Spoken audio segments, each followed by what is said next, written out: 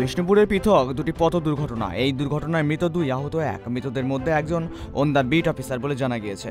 ওন্দার beat officer Tanmoy Bhuiyan, বয়স আনুমানিক 30 বছর। এদিন বিষ্ণুপুরে দরকারি কাজে এসেছিলেন তন্ময় ভূঁইয়া। বিষ্ণুপুর থেকে একটি মোটর বাইক করে বাড়ি ফেরার পথে বিষ্ণুপুর বিরাই ব্রিজ সংলগ্ন এলাকায় 7 নম্বর জাতীয় সড়কে পথ দুর্ঘটনার কবলে পড়েন। যদিও কিসের সঙ্গে এই দুর্ঘটনা তা এখনো জানা যায়নি। তবে তন্ময়বাবুকে রাস্তার পাশে বাইকে নিয়ে পড়ে থাকতে দেখে বিষ্ণুপুর থানার পুলিশ তড়িঘড়ি তাকে নিয়ে আসা হয় বিষ্ণুপুর সুপার স্পেশালিটি হাসপাতালে। সেখানে কর্তব্যরত চিকিৎসকেরা তাকে মৃত বলে ঘোষণা করেন। এরপরেই একের পর এক বিষ্ণুপুরের সুপার স্পেশালিটি হাসপাতালে আসে বিষ্ণুপুর পঞ্চায়েত বন বিভাগ আধিকারিকেরা।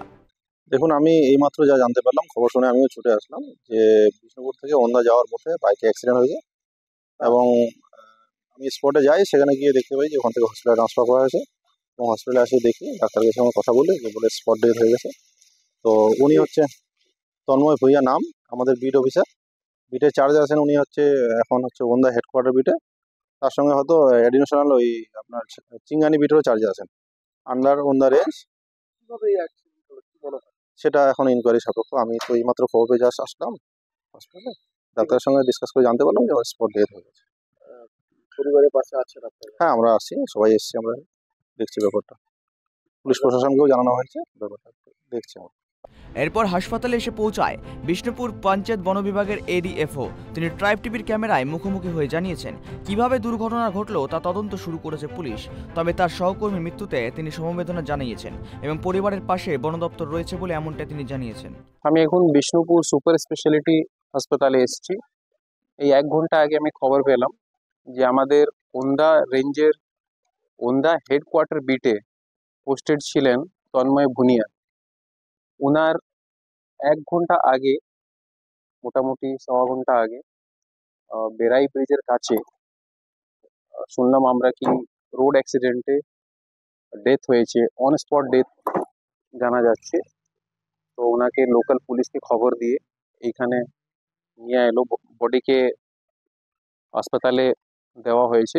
এবার ডক্টর বাবুরা পোস্টমর্টম করবেন, তো তদন্ত হচ্ছে এখন। অন্যদিকে এই ঘটনার কিছুক্ষণ আগে বিষ্ণুপুর যদুভট্ট মঞ্চে একটি আনুষ্ঠানিক সম্পন্ন করে কোদলপুরের বাসিন্দা চন্দন দাস এবং হতিয়ার বাসিন্দা জীবন অধিকারী একটি মোটর বাইক করে জয়পুরের দিকে যাচ্ছিল। বিষ্ণুপুর যদুভট্ট মঞ্চে প্রোগ্রাম ছিল, ওখান থেকে আমার বাড়ি ফিরছিলাম। তারপর যেতে যেতে হঠাৎ সামনে লরি গেল, গাছের ডাল ভেঙে পড়লো। গাছের ডাল ভেঙে পড়তে উনি ডালটা গেলে উনি পড়ে গেলেন। কিসে ছিলেন আপনারা? বাইকে। তো তারপরে উনি পড়ে যেতে পেছনে একটা লরি ওনাকে পিছনে চলে গেছে পায়ের উপর দিয়ে। আহত যে আছে তার নাম কি? ওনার চন্দন দাস। কোথায় বাড়ি ওনার? কদলপুর। আর আপনার বাড়ি? হেতিয়া। আচ্ছা, তারপর কি হলো? তারপর পুলিশে ফোন করলাম, অ্যাম্বুলেন্সে ফোন করলাম, ওনারা এলো, করে এলাম। সূত্রের খবর, 2 নম্বর রাজ্য সড়কের জয়পুর জঙ্গলের মাঝামাঝি অবস্থানে গিয়ে সামনে একটি লরি ধাক্কা মারে জঙ্গলে থাকা গাছের একটি ডালায়। সেই ডাল ভেঙে গিয়ে সজোরে আঘাত মারে বাইকের ওপর।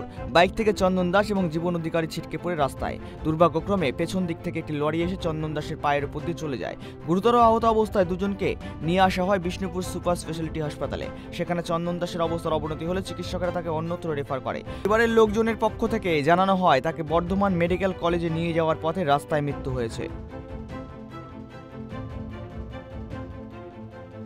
বিষ্ণুপুর থেকে সঞ্জীব মল্লিকের রিপোর্ট, ট্রাইব টিভি বাংলা।